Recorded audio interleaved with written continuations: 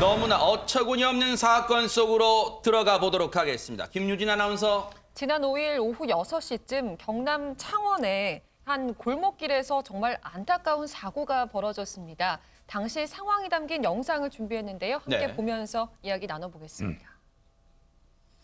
네, 골목 어귀에서 놀고 있는 강아지 식구 4마리가 보이는데요. 근데 한 승합차가 강아지를 향해서 돌진을 합니다. 이를 목격한 마을 주민이 이후에 달려가서 승합차를 두드리면서 세우려 하는 모습이었지만 운전자는 무시하고 그대로 지나가 버렸는데요. 어허. 이후에 마을 주민은 정말 발을 동동 구르면서 세상에. 어찌할 줄을 모르는데 아이고. 놀라서 우왕좌왕하는 강아지들 가운데 한 마리는 바닥에 누워있는 모습입니다. 아이고 지금 보세요. 저 지금 여성분께서 발을 동동 구르면서 어떻게 하고 있는데 그것보다도 그 상황보다 지금 저 자동차에 깔렸던 강아지 신음소리가 고스란히 들립니다. 백성문 변호사님. 저 보고만 있어도 제 마음도 막 굉장히 안 좋은데요. 저기 현장에서 이제 강아지 3마리는 다행히 빠르게 달려오는 차량을 피했는데 그중에 한 강아지가 저렇게 저희 영상 보시는 것처럼 사고가 나서 결국 사망을 하게 된 건데요. 세상에. 저 개의 혈흔도 현장에 계속 남아 있었다고 합니다. 저 사고를 당한 유기견 가족이에요. 유기견 가족인데 이제 아빠 개, 엄마 개, 그리고 새끼 개 2마리 이렇게 구성이 되어 있는 가족인데요.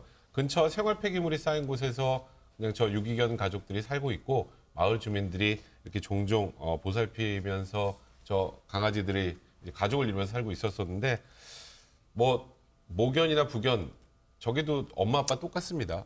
자기 새끼가 저렇게 차에 치여가지고 죽어가고 있는 모습을 보고 있는 거 동물들도 감정이라는 게 있는데 참 마음이 많이 아프네요. 세상에 4마리 유기견 가족 중에 새끼 견이 견을 당해서 앞서 영상 보셨어요? 아우 정말로 사람도 그럴지인데 동물도 마찬가지예요. 저기 새끼 곁을 떠나지를 못하잖아요. 지금 어미견과 아빠견이. 그런데 김복준 의원님 영상 보면 그 차량은 저 개들을 못 본 거예요? 아닙니다. 저거는 절대 못 봤을 수가 없어요. 왜 그러냐면 저 장소 자체가 골목이에요. 아하. 골목에서 일반적으로 운행을 하는 우리들은 더 조심하고 그렇죠. 속력도 최대한으로 낮추고 운행을 하지 않습니까? 그렇죠, 네. 그러니까 당연히 저 사람 시야 확보가 돼가지고 운전하면서 아마 앞에 있는 유기견들을 봤을 거예요. 제가 볼 때는 충분히 봤고요. 더더군다나 저 강아지들은 아마 그 동네 주민들이 유기견이지만 공동으로 거의 기르다시피 하는 것 그래요? 같아요. 밥도 주고 이러는 것 같은데 세상에. 밥 주던 그 주민이 그 위험하다고 수신호까지 보냈다는 거예요. 그럼에도 불구하고 이 사람 그냥 가버렸잖아요. 네. 제가 볼 때는 고의성이 상당히 농후하고 이거는 제가 볼 때는 처벌 제대로 받아야 될 것 같습니다. 눈앞에서 앞서 영상 보셨잖아요. 눈앞에서 저 처참한 광경을 보셨다면 얼마나 손발이 떨리고 앞서 발 동동 구르는 모습 보셨잖아요. 홍종선 기자님. 네, 그렇게 마음이 무너지는 상황에서 이제 경찰에 얼른 전화를 해서 신고를 한 거죠. 아니 지금 개들이 보이는데도 그냥 가속해가지고 유기견들을 덮쳐버렸어요. 이렇게 신고를 한 거예요. 세상에. 그런데 개들을 보고도 멈추지 않았던 그 차량이 그제서야 전화기를 드는 주민을 보고서야 멈췄습니다. 멈추더니 내려서서 얘기를 하는 거예요. 네. 아니 유기견 한 마리 죽은 거 가지고 뭘 그러냐. 괜찮다. 아, 참. 벌금 내겠다. 아이고 이거 주인도 없는 개다. 신고해라. 막 이렇게 막말을 퍼붓다 못해 삿대질까지 하면서 위협을 했다고 지금 상황이 전해지고 있습니다. 아니 이 운전자의 태도가 어떻게 저런 짓을 하고도 당당할 수가 있는 거예요, 김복준 의원님. 저기서는 우리 일반적이라면 경적을 빵빵 울려가지고 개들이 피할 수 있게 해주거나 아니면 피할 수 있도록 조금만 기다려주면 되는 거거든요. 네. 그럼에도 불구하고 저 차량 운전자는 제가 볼 때는 다분히 농후하게 고의적으로 밀고 들어온 거거든요. 네. 그러면 저 사람에 대해서 우리가 어떤 판단을 할 수 있겠어요? 생명에 대한 어떤 존엄성에 대한 인식이 전혀 없는 사람이라는 생각이 들잖아요. 네. 근데 이제 저희가 이 동물을 학대하는 거 관련해 가지고 심각하게 봐야 되는 점이 있어요. 미국 같은 데에서는요. 동물을 학대하는 사람들을 FBI에서 직접 관리를 해요. 그래요? 아니, 그럼 동물 학대하는 정도를 가지고 FBI에서 최고의 수사기관이 왜 관리를 할까? 그 이유는요. 네. 동물을 학대하는 사람은 궁극적으로 나중에 사람까지 공격할 수 있다는 가능성이 많다는 겁니다. 그래요? 실제로 연구 결과도 그렇고 통계도 그러해요. 그래서 FBI에서 동물 학대자들을 그 특별 관리를 하고 있거든요. 그리고 아마 잘 기억하시겠지만 그 흉악범들 좀 면면을 좀 보시면 알 것 같아요. 이영학이라든지 강우순이라든지 유영철 이런 사람 등등이 이 생명을 병시하면서 동물을 상대로 어떤 살상을 했던 전력들이 그래요? 있거든요. 이런 거 본다면 저 차량 운전자분 그 특별히 검사해 볼 필요도 있다는 생각이 들어요. 아니 손정혜 변호사님 어떻게 이런 말을 할 수가 있어요? 유기견 한 마리 죽은 거 갖고 뭘 그러냐? 그러면서 어차피 주인 없는 개니까 고발해도 괜찮다? 뭐가 당당한 거예요 이렇게? 엄벌에 처해져야 되겠죠. 동물보호법 위반으로 볼 수 있는데 그래서 동물자유연대 측에서 반성 안 한다, 일말의 누이침도 없다라고 판단해서 직접 경찰서에 방문해서 고발장을 접수했다라고 하고요. 나아가선 철저하게 수사를 해야 되고 엄벌에 처해진다라는 의견을 받기 위해서 시민 탄원 서명 운동까지 벌이고 있는 상황입니다. 네. 그만큼 재질이 좋지 않다라고 누가 봐도 볼 수 있는 상황이고요. 네. 이 차량 운전자 근데 혹시라도 이 고발을 하고 또 이런 문제 때문에 추가로 동물을 학대할 여지가 있잖아요. 현장에 남아있던 유기견 가족들이 있었습니다. 그래서 동물자유연대 측에서 이 유기견들을 모두 구조했다라고 합니다. 관련해서요. 동물자유연대 측의 입장을 저희 뉴스파이터 제작진이 직접 들어봤습니다. 듣고 이어가 보도록 하겠습니다. 가해자가 이제 제보자님이 이제 신호를 무시하고 지나갔을 뿐만 아니라 차량으로 걔를 밟고 지나갔음에도 불구하고 심지어는 이제 경찰에 신고하는 제보자님을 이제 위협하기도 했어요. 그런 취지로 봤을 때 사실 자신의 행동에 대해서 전혀 이제 뉘우치거나 반성하는 기색도 없다는 거는 거의 확실하고요. 엄벌에 처해달라는 그런 3,000명 이상 지금 시민의 요구에 따라서 앞으로도 이제 수사 과정에 모니터링하면서 학대 행위에 대해서 엄벌에 처해달라고 요청할 계획입니다. 저렇게 끔찍한 일이 벌어진 이후에요. 동물자유연대 측에서 이제 현장에 출동하셨어요. 그래서 총 유기견 4마리 가족 중에 1마리 새끼견이 변을 당했잖아요. 나머지 3마리를요, 유기견을 저렇게 안전한 곳으로 또 보호해 주시는, 이동시키는 모습도 우리에 담아서 이렇게 보호해 주시는, 이동시키는 모습도 참 고맙습니다. 동물자유연대 측 관계자 여러분. 정말 저렇게 나머지 지금 살아남은 새 유기견 가족들은 또 안전한 곳에서 보호를 해주고 있어요. 그런데 백성문 변호사님 앞서 이 어처구니 없는 짓을 저지른 운전자 있잖아요. 어차피 주인 없는 개니까 고발해도 괜찮다. 진짜 처벌 못하는 거예요? 아닙니다. 이 남성 완전히 잘못 알고 있는 거고요. 이 동물보호법의 동물 학대 행위에 이 동물의 소유 관계는 문제 삼지 않습니다. 그러니까 이게 유기견이건 주인 있는 개건 동일하게 처벌을 받는데 이제 동물학대죄, 동물학대 행위에 아예 이 남성의 행동이 명확하게 규정이 되어 있습니다. 일단 물론 하나 변수는 저 남성의 고의성을 입증하는 게 되겠죠. 근데 지금 뭐 차량 브레이크도 밟지 않고 그냥 지나가는 거 보셨으니까 고의로 충분히 쳤다고 보이는데 그러면 이런 게 있어요.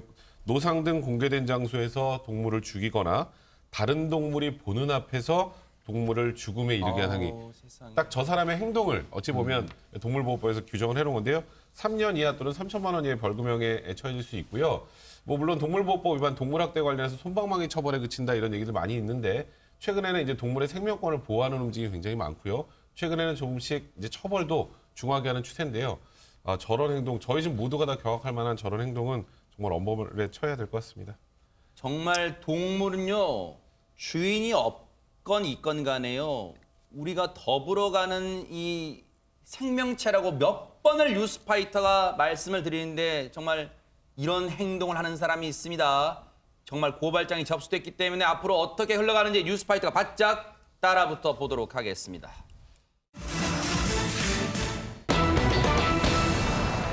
현직 기자의 폭행으로 자신의 아버지가 실명을 당했다는 청와대 청원글이 올라와서 일파만파 논란이 됐다는 얘기 뉴스파이터가 전해드렸는데요. 그 후속 얘기가 잇따라 터져 나오고 있습니다. 백성문 변호사님. 네, 뭐 잠시 비공개됐던 청원글이 지금 다시 공개가 된 상황인데요. 지난 12일에 청와대 국민청원 게시판에 올라온 내용입니다.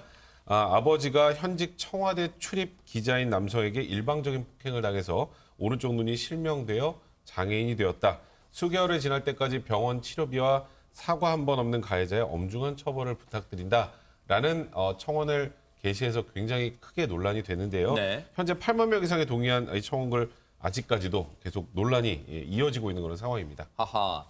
그런데 김유진 아나운서 앞서 청원 이 글을 올리신 분이 글뿐 아니라 당시의 폭행 영상까지 공개해서 파장이 컸잖아요. 그렇습니다. 굉장히 충격적인 장면이었는데요. 그 영상 한번 보시면요. 주차장 안으로 걸어오는 두 남성, 이 중에 가해자로 지목된 기자가 먼저 주먹을 휘두르면서 청원인 아버지 얼굴을 때리는 장면입니다. 곧 얼굴을 맞은 피해자가 바닥에 주저앉았는데 이 기자가 계속해서 주먹을 휘둘렀고요. 2분간 폭언을 했다라고 청원인 측은 주장을 했습니다. 네.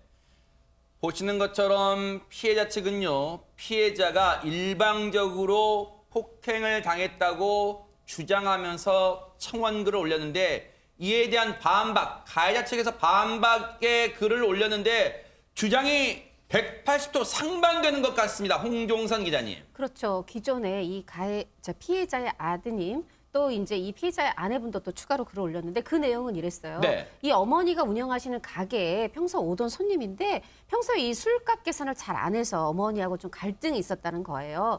이 얘기를 아버지가 전에 들었고 그래서 이날 당시에 가게에 좀 다시 안 와주셨으면 좋겠다 이렇게 얘기를 했더니 이 말을 듣고 격분해서 일방적으로 폭행을 했다라는 게 이 피해자 가족의 얘기였습니다. 그런데 이번에 이 가해자 또 그 가해자 아내분이 어떤 의견 이런 주장이 나왔는데 어떤 반박글을 거냐면 올렸죠? 네, 네. 그렇습니다. 먼저 이 가해자로 지목된 이 기자가 모 매체와의 인터뷰에서 이렇게 얘기를 했어요.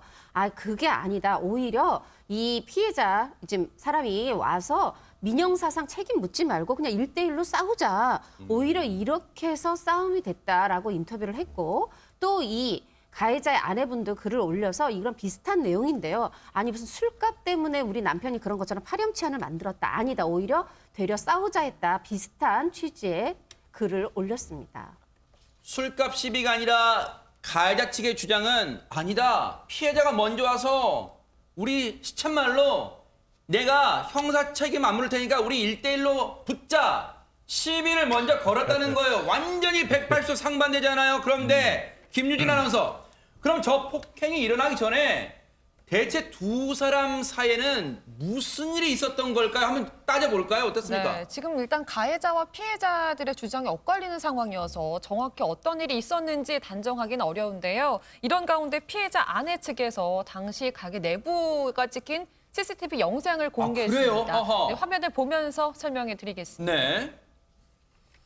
가게 문을 열고 들어온 피해자, 가해자인 기자 쪽으로 지금 다가가고 있는 상황인데요. 네.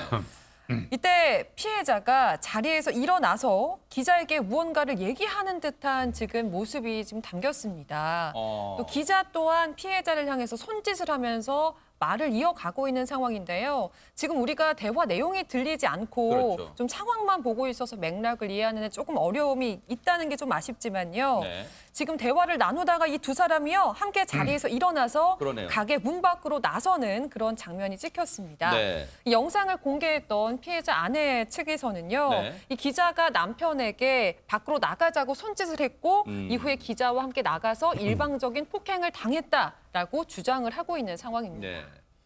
지금 이 영상을 공개했다면 지금 저 가게에는 앞서 이 피해자의 아내분이 당시 상황을 목격한 것으로 지금 추정이 돼요. 왜냐하면 당시에 이러저러한 말이 오갔고 이러저러한 손짓까지 했다고 상당히 구체적으로 진술을 하고 있습니다. 그런데 김복준 의원님, 예. 일단 피해자의 아내분은 거듭 그런 얘기를 하는 것 같습니다. 일방적인 폭행이었다 이렇게 주장을 하고 있는 것 같습니다. 아 근데 영상을 밖에 나가서 영상을 보면요.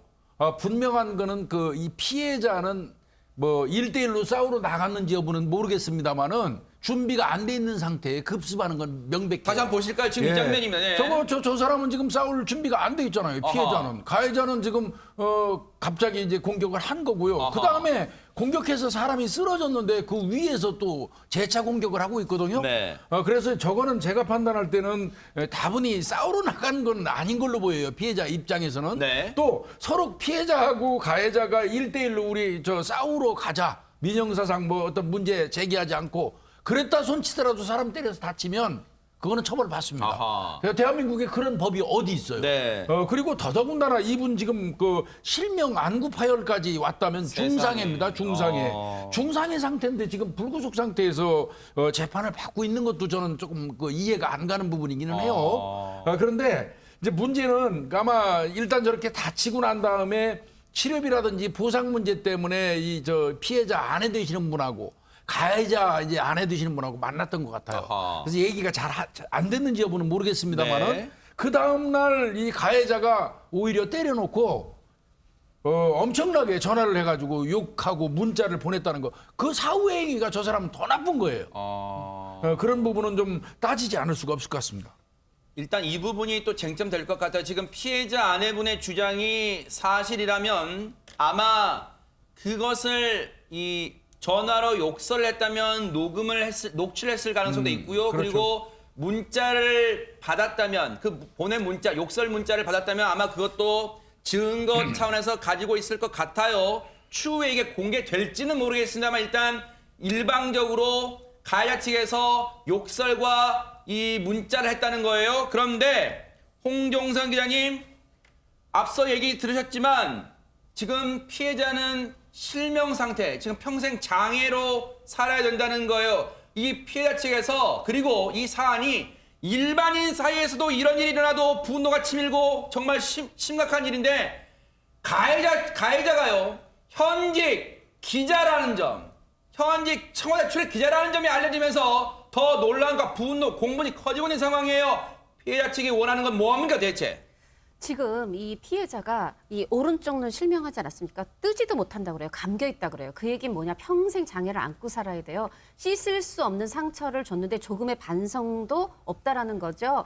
남의 인생을 망쳐놓고도 당당하게 생활하고 있다. 이게 지금 피해자 가족의 어떤 억울함, 이 분노의 지점이에요. 근데 뭐가 걱정이 되냐면 네. 그래서 이렇게 남의 인생 망쳤으니까 엄중 처벌 받았으면 좋겠는데 네. 지금은 아니지만 이제 면직이 됐지만 이 청와대 출입 기자라는 이 신분을 이용해서 주변에 도움을 받아서 이 처벌이 경감될까 봐, 이게 처벌을 제대로 받지 않을까 봐 오히려 그게 두렵다라고 하면서 제발 죗값에 맞게 엄중 처벌해달라. 피해자 가족이 원하는 건 그겁니다. 피해자 가족분의 저 걱정은요, 시청자분들이 충분히 이해하실 거예요. 아, 진짜 그럴 수 있겠다. 아, 진짜 주변 청와대 출입 기자라는 걸로 주변 사람들의 힘을 좀 빌려서 이 사건 좀 잘 무마시켜 주세요라는 청탁을 할 가능성도 있지 않을까라는 생각을 합리적으로 해볼 수 있을 것 같아요. 그렇기 때문에 걱정돼서 이번에 청원도 올리지 않을까, 올린 게 아닐까 생각이 들어요. 현재 그 가해자는 지금 어떤 상태로 있는 겁니까, 백성문 변호사님? 일단 재판은 조금 전에 김복주 교수님 말씀하셨던 것처럼 중상해 혐의입니다. 일단 완전히 이제 불구가 돼버린 상황이기 때문에. 근데 저도 사실 좀 이해가 안 되는 게 왜 불구속 상태로 지금 재판을 받는지. 그러니까 지금 뭐 싸움 과정에서 어떤 일이 있었는지 저희가 무슨 진실은 알 수 없지만 거의 일방적으로 저렇게 폭행을 한 경우에 합의도 되지 않은 상황에서 불구속 상태로 재판을 받는다. 어찌 보면 그런 것 때문에 이런 국민청원을 올렸을 수 있다는 개인적인 생각이 드는데요. 네. 이제 그건 그거고 청와대 출입 기자라고 했잖아요. 청와대에서는 일단 15일에 이 기자 출입 등록을 취소했습니다. 일단 기자단에서 전체 품위를 손상할 경우 등록을 취소할 수 있다는 규정을 가지고 이제 출입 금지를 한 건데 네. 이 기자는 1년 동안 청와대 춘추관 이제 출입을 할 수 없고요. 그리고 더 나아가서 이 기자가 다니는 신문사 네. 해당 기자를 대신할 다른 기자 파견도 할 수가 없습니다. 이제 대통령 행사 당시에 이제 근접 취재권도 이제 전부 제한이 되는데, 근데 또 하나 좀 이해가 되지 않는 건 이 신문사에서 이제 어떤 징계 처분할 수 있잖아요. 자기 회사 소속이니까. 근데 아직 그에 대한 얘기는 없고 일단 여러 얘기가 있으니 재판이 끝날 때까지 좀 상황을 보겠다라는 게 해당 신문사 입장입니다. 일단 해당 신문사 입장에서는 그래도 그 와중에 또 신중을 기하기 위해서 이런 조치를 했다는 점은 또 일단 이해는 돼요. 하지만 어쨌든 이 재판 과정에 앞으로 어떻게 흘러가는지 뉴스파이터, 혹시라도 모르는 이 피해자 측의 가족, 그리고 시청자분들의 그 걱정, 혹시라도 뭔가 보이지 않는 외력이 작용해서 이 재판에 영향을 미치지 않을까 하는 걱정, 뉴스파이터 10분 알고 있습니다. 반드시 이 재판 어떻게 흘러가는지 눈 부릅뜨고 따라붙어 보도록 하겠습니다.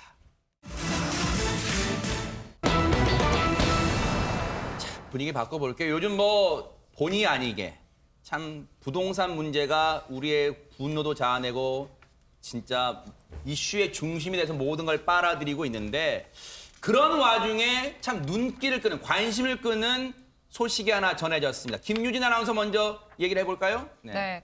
그제 국토교통부에서 2021년 공시가격 상위 공동주택이라는 것을 공개를 했습니다. 네. 그런데요.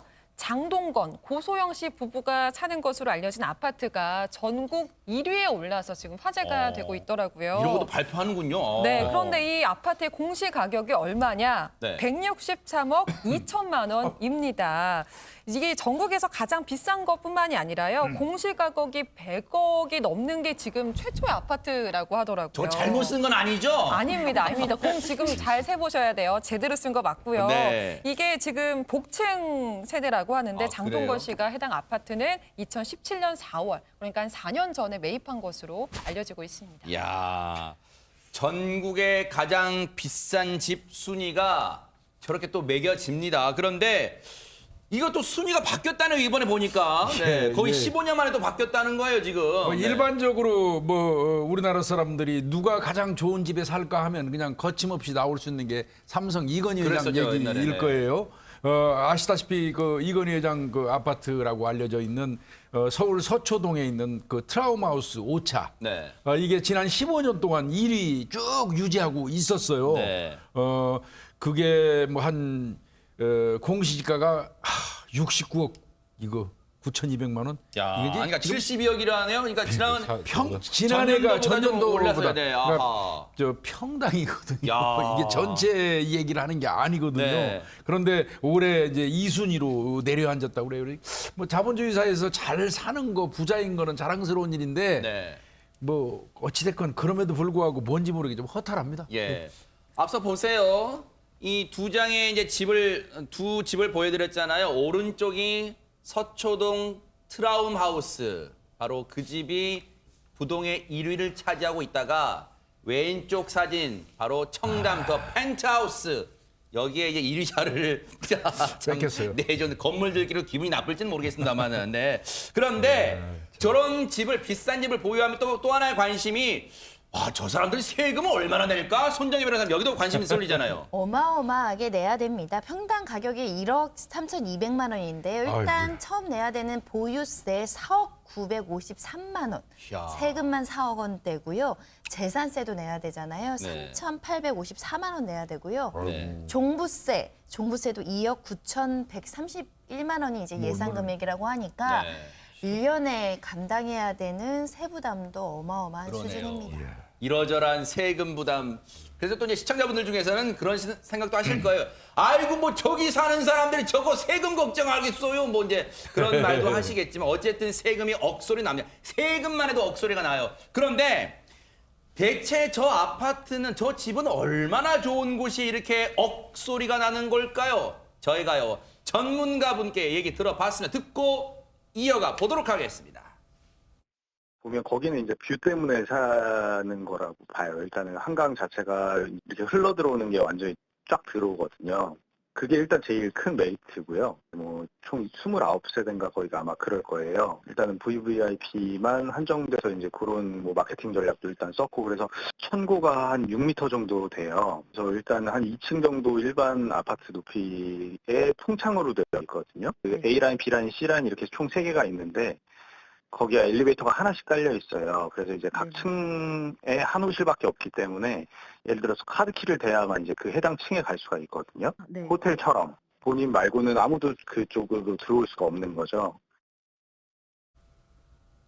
홍정순 기자님, 아파트입니까? 비밀 요새입니까? 그런 생각도 듭니다. 그러니까 조금 설명을 드리면 일단 지하 6층 주차장 공간이 있고 지상으로 20층이 있어요. 야. 그런데 이 모든 집이 복층이거든요. 그 얘기 뭐냐면 실제로 20층이지만 10개 층밖에 안 되는 게 한 집당 2개 층을 쓰니까요. 그런데 말하자면 1층부터 18층까지 이 9개 층 안에서는 한 층에 3가구가 있어요. 그럼 3구 27에서 27가구 있고 맨 위에 19층 20층 고기를 복층으로 쓰는 곳에는 2가구만 있어요. 그래서 2가구에서 이제 29가구가 있는데 말씀드린 것처럼 지금 우리 집 엘리베이터는 우리만 타고 가니까 이 세상에. 프라이버시가 보장이 되고요. 어허. 이게 지금 뷰가 좋다. 요즘 말로 뷰 맛집이라고 했잖아요. 네. 이 거실 유리가 평면 전체가 통유리라고 합니다. 와. 통유리. 뭐 이렇게 나눠진 것도 없고 눈을 가리는 것도 없고 그 앞에 한강이 쫙 보이는 거죠. 네. 네, 이 안에 그것뿐이 아니라 뭐 이 근력 키울 수 있는 피트니스 클럽도 있고 당연히 실내 골프장도 있고 와인바도 있고 영화관도 있고 뭐 이런 게 요 안에 다 있고요. 네. 여기에 누가 사느냐? 안 알려졌다고 그래요. 생각보다 알려지지 않아서 이 29가구 누군지 다는 모르는데 일단 알려진 게 이 장동건 고소영 부부 산다. 그리고 골프 선수 박인비 선수 아, 산다. 그래요? 그리고 대치동에서 돈 많이 벌고 있는 강사 현우진 강사 산다. 요 정도 알려져 있습니다. 네. 근데 장동건 고소영 부부는 사실 저 뭐 아파트 말고도 김유진 아나운서 우리가 이제 매체 통해서 들었습니다만 빌딩도 소유하고 막 그러잖아요. 네, 연예계 대표 빌딩 부자로 꼽히기도 네. 하는 장고 부부, 일명 이 장동건 고소영 부부는요, 각각 한남동에 130억, 청담동에 150억 정도 되는 빌딩을 소유하고 있는 것으로 알려졌습니다. 이뿐만 아니라요, 경기도 가평에 24억 원 정도 되는 별장도 소유하고 있다고 하더라고요. 그래서인지 과거에 이 중국 언론이 뽑은 한국 연예계 최고의 부동산 재벌로도 꼽힌 적이 있었다고 합니다. 어허. 아니 근데 사촌이 땅을 사면 배가 아프다 뭐 이런 말도 있습니다만 근데 뭐 저분들은 열심히 일한 대가로 또 저렇게 또 이 부동산도 갖고 계시고 합니다만 홍종성 기자님 장동건 씨 절친인 이분도 만만치 않다고 이런 얘기가 있어요. 맞습니다. 현빈 씨가 어허. 지난해 6월 5일에 구리시에 이제 아치울이라고 아차산에서 내려오면서 이렇게 정말 아늑한 마을이 있어요. 거기에 신축 빌라를 48억 원을 주고 샀다 이렇게 알려졌는데 이게 4층짜리 건물인데 맨 위층 여기는 또 복층이라 그래요. 아. 그런데 이게 여기 이때가 6월 5일이라고 말씀드렸잖아요. 이때는 뭐 현빈, 손예진 열애설 한참 나지만 아니에요 할 때요. 근데 이제 그 열애설의 근원이 이렇게 집도 샀는데 혹시 뭐 이랬던 건데 아니라고 했습니다. 그런데 올해 새해 첫 커플로 열애를 인정했죠. 네. 그런데 1월에 잔금을 치르고 이사했어요. 하다 아하. 보니까 두 사람은 아직 우리 사겨요까지만 했는데 네. 이사도 가고 현빈 씨만 이사한 건데도 아하. 혹시 두 사람 결혼하는 거 아니야라는 얘기가 나올 수밖에 없죠. 네. 이거에 대해서 네. 뭐 이제 그 소속사들은 이렇게 얘기를 해요. 뭐라고요? 현빈 씨하고 손예진 씨 조금 온도차가 있는데 현빈 씨는 아니다 너무 시기상조다 왜 벌써 결혼 얘기하냐 뭐 이런 쪽이라면 네. 손예진 씨는 쪽에서는 뭐 설사 무슨 계획이 있어도 두 사람 다 너무 일이 많다 이렇게 네. 얘기를 하는데 저도 좀 취재를 해보니 아하. 현빈 씨도 진짜 공조 2편 이제 촬영을 해야 되고 손예진 씨 최근에 코로나19로 촬영 못했던 광고도 찍어야 되고 사실 크로스라는 할리우드 영화 출연도 이제 확정이 됐어요. 네. 하다 보니까 저도 좀 맞춰보니까 결혼 날짜는 안 나오긴 하는데 아하. 일단 이 집이 혹시 나중에라도 신혼집이 되는 건 아닌가라는데 그러니까요. 여기도 마찬가지로 따로 요 4층으로 올라가는 계단이 있고요. 그래요? 제가 복층이라고 말씀드렸죠. 그 위에 옥상이 있는데 네. 요 옥상은 4층 사람들 요 현빈 씨에게만 공개가 되는 곳이라고 하네요. 어쨌든 정말로 세간의 예측대로 신혼집이 될지는 뭐 지켜보면 될 일인데 근데 김복준 형님 예, 예. 구리 아치울마을 뭐 많이 이제 언론 통해 들어보신 분도 많으실 텐데 네, 예. 이곳은 또 김복준 형이 훤히 알고 있는 곳이잖아요. 네, 네. 뭐 저희 관할 그 소속이었는데 그렇죠, 네. 예, 구리시 아천동에 있어요. 네. 이 아치울 마을이. 근데 이제 이 아차산 그 산기슭 그 인근을 타고 들어오는 그래요? 아치울천이 있습니다. 아하. 그 아치울천에서 이름을 따가지고 와서 이제 아치울 마을이라고 이야기를 하는데 네. 이 구리시하고 서울 광장동하고 이렇게 이제 있게 이렇게 이어져 있어요. 근데 그 전에 이 4차선이 이제 그 뚫리기 이전까지는 뭐 한 60가구 정도 살았는데요. 어허. 4차선이 이제 뻥 뚫리고 그린벨트가 해제가 되니까 2006년도에. 네. 그러고 나니까 이제 그 빌라라든지 고급 주택이 들어서 가지고 많은 저명 인사들이 거기 사셔요. 뭐 들으면 다 아실 거예요. 누굴까요? 그 박완서 선생님, 어허. 그다음에 화가 이성자 씨, 판화가 최지숙 씨, 그다음에 배우 박혜민 씨, 예, 박혜민 씨도 있고 가수 박진영, 네. 그다음에 조성모, 네. 뭐 이런 분들이 여기서 살고 있죠. 예. 그래서 아치울마을이 더 유명해진 거 아닌가 싶은데 이분들뿐 아니라요. 마지막으로 글쎄요. 이혼을 했는데도 주가가 계속되고 있는 이분도 관련 얘기가 있습니다. 손정혜 변호사님. 네, 송중기 씨 이야기인데요. 송중기 씨도 최근에 무언가를 샀다라고 합니다. 네. 그러니까 최근은 아니고 2019년 12월경에 하와이에 한 콘도를 매입을 했다라고 하는데요. 와, 또 이번에 물 건너 가셨군요. 네. 하나로 따지면 한 27억 7천 상당의 이제 콘도라고 하는데 네. 하와이 어떤 목적으로 샀겠느냐, 휴양 목적으로 산 것 같다라는 거고요. 고층을 매입했는데 하와이 바다가 한눈에 보이는 위치라고 하고요. 네. 이 매입한 콘도는 2006년에 완공된 40층 규모의 인텔리전트 빌딩 내에 있다라고 하는데 네. 철저한 보안 그리고 야. 사생활 보호에 굉장히 유명해서 휴식하기에는 굉장히 제격이라고 합니다. 네. 근데 백성문 변호사님 사실 네. 뭐 송중기 씨한테는 뭐 유쾌한 기억은 아니겠지만 100억대로 알려졌던 그 화제가 됐던 신혼집은 지금 어떻게 된 거예요, 그러면? 저기 송중기 씨하고 송혜교 씨의 그 신혼집은 이제 말씀하셨던 것처럼 한남동에는 한 100억대 되는 그런 주택인데 지난해 2월 말부터 이 지금 철거에 들어갔다는 그런 소식이 들리고 그래요? 있는데요. 송중기 씨가 2016년 말에 이 주택을 샀는데 한 100억 원 정도에 구입을 했다고 합니다. 네. 그리고 아직 이걸 판 건 아닌 것 같고 여전히 소유권은 송중기 씨가 있는 걸로 알려져 있는데요. 지금 여기를 재건축하려고 하는 것 같아요. 네. 이제 지하 3층, 지상 2층 연면적으로 한 330여 평 규모 이 단독 주택으로 지금 재건축된다 이런 보도가 있는 상황입니다. 네. 연예인들처럼 열심히 일하면서 번 돈으로 저런 부동산 들리는 건 뭐라 하겠습니까? 그런데 LH 사태를 보면서 우리 국민은 허탈감에 빠질 수 없는 거 아닌가 그런 생각을 해봅니다. 자, 분위기 바꿔볼까요? 요즘 눈길 가는 트로트 신동들 정말 넘쳐나는 것 같습니다. 홍종선 기자님. 네, 넘쳐나는데 저는 특히 이 홍자먼 정말 귀엽더라고요. 같은 홍가여서 지금 관심 가는 거 아니죠? 네. 성씨가 같아서 그런 건 아니고요.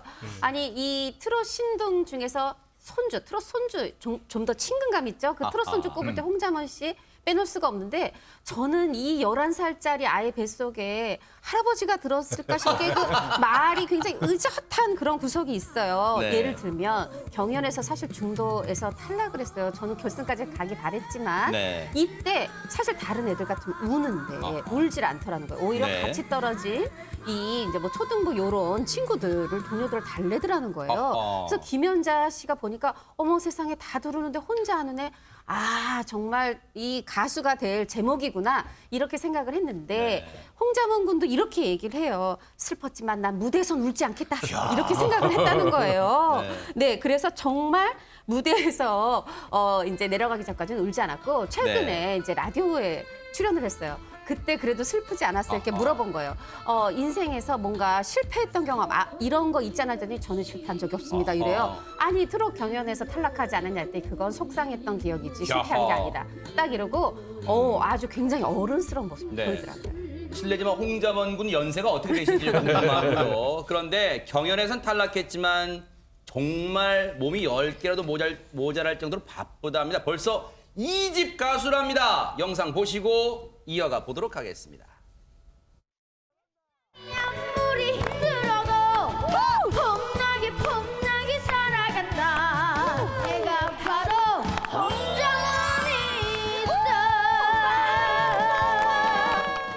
세 번만 오는 게 진짜 사랑이라 하지만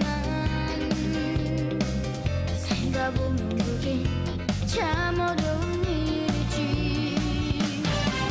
해가 지면 다시 해가 뜨는 법, 어두운 밤 빛이 되리라. 이별이 찾아올 때면 쿨하게, 사랑이 올 때면 뜨겁게, 난 폼나게 사는 진짜 남자다. 절에서 제가 연세를 안 여쭤볼 수가 없어요. 지금 11살짜리인데 남성미가 물씬 풍깁니다. 김윤진 아나운서. 그렇습니다. 가사만 봐도요, 정말 남자다, 진짜 남자다, 이런 내용이 계속 반복이 되고 있는데요. 미안하게도 지금 요즘 오빠라는 호칭은 사실 나이 많은 사람에게만 쓰는 건 아니거든요. 오빠미를 강조하고 있는 홍자먼 군. 그런데 네. 미안해서 오빠라고 차마 못 부를 것 같다는 생각이 드는데요.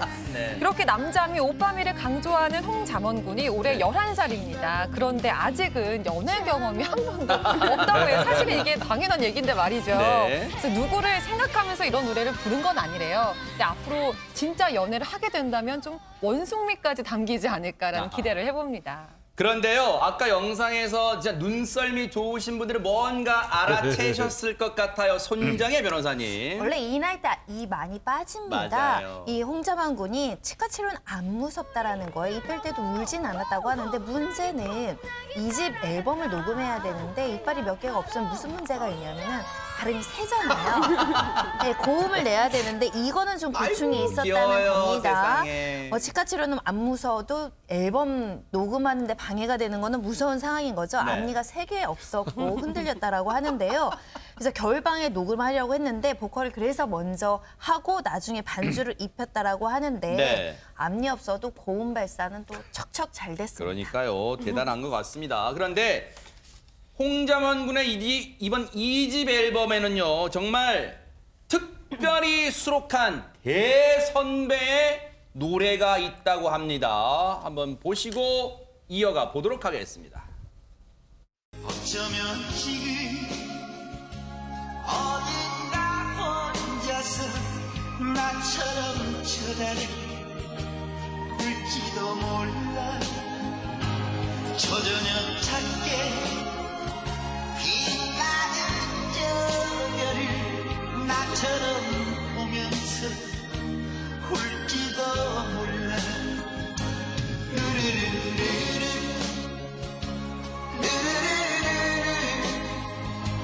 아마 난 평생을 못 잊을 것 같아 너를.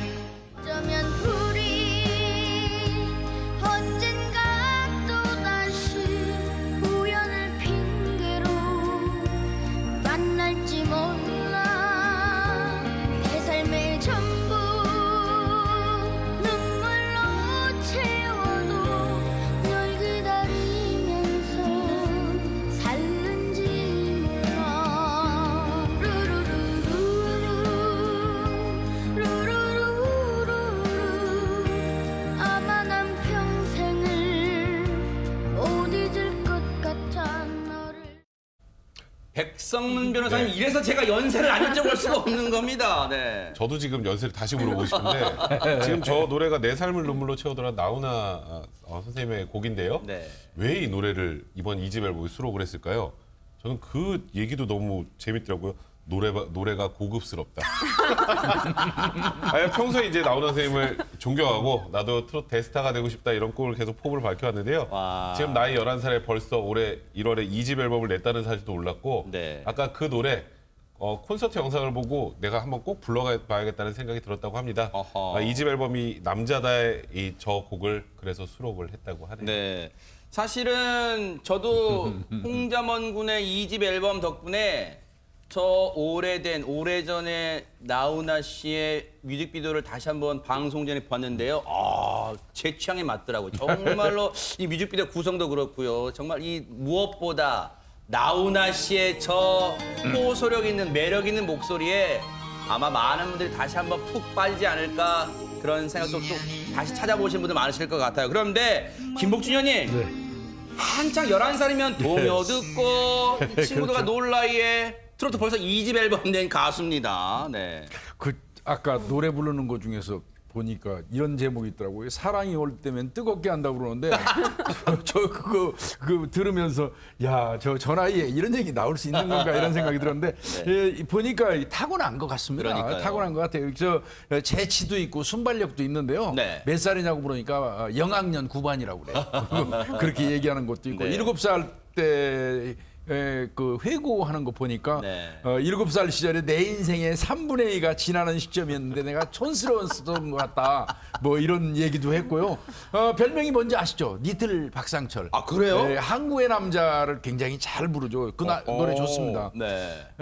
어머니 아버지가 아마 명이나물 뭐 오미자 이런 거 농사하시는데 그 도와주고 이러는 것 같고 소원 얘기하더라고요. 네. 그 이루어지길 바랍니다. 뭘까요? 사실 빌보드 차트에서 1위 하는 거 지금 거의 기적이거든요. 오. 그거 하고 싶답니다. 네. 꼭 이루어졌으면 좋겠어요. BTS도 혹시 했던 게 빌보드 네. 1인 거 네, 맞죠? 네, 그러니까 맞습니다. BTS 형들도 했으니까 홍자먼 군도 반드시 해낼 거라. 근데 그 노래를 BTS 같은 노래 말고 K-팝 말고 K-트로트로 1위를 차지한 날에 반드시 올 거라고 믿어 의심치 않습니다. 박수를 보내드리고요. 그런데 잠원군과 동갑내기인 이 트로트 손주도 정말 주목을 받고 있는데요. 먼저 영상으로 만나보시고 이어가 보도록 하겠습니다.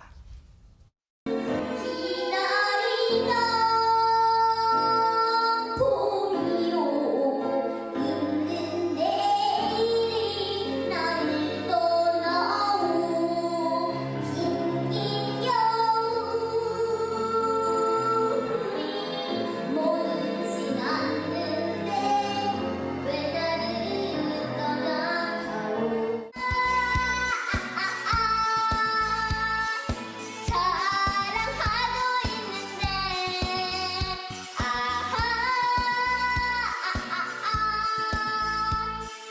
내 마음 어디로 가나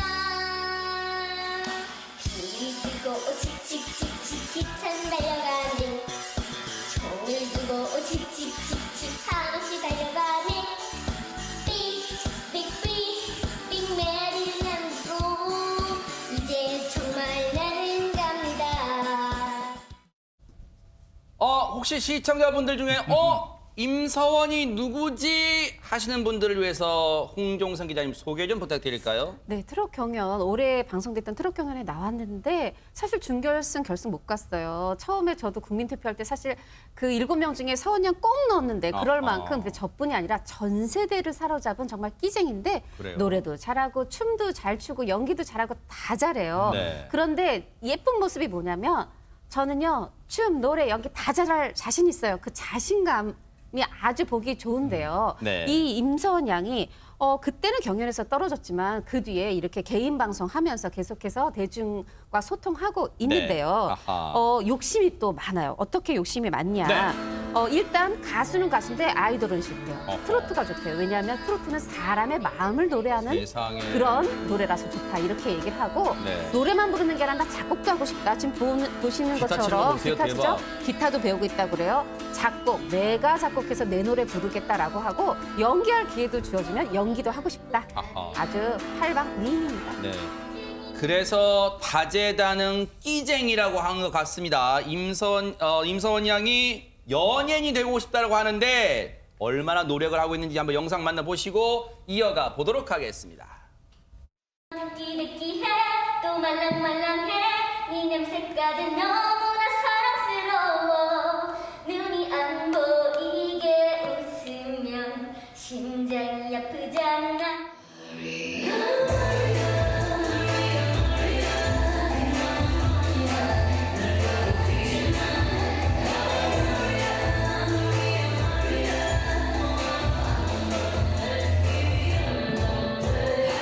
사람들이 많이 알아보세요.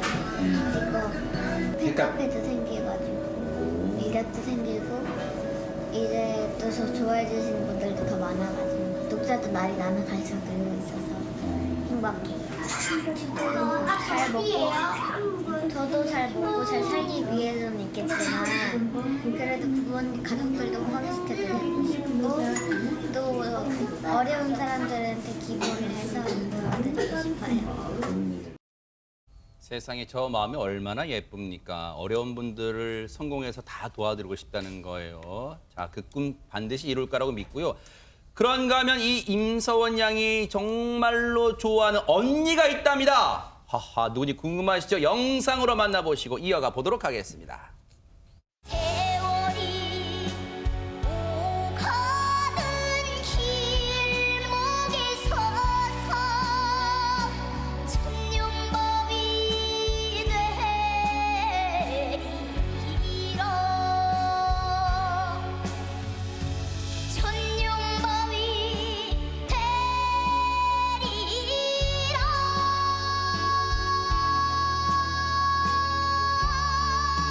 「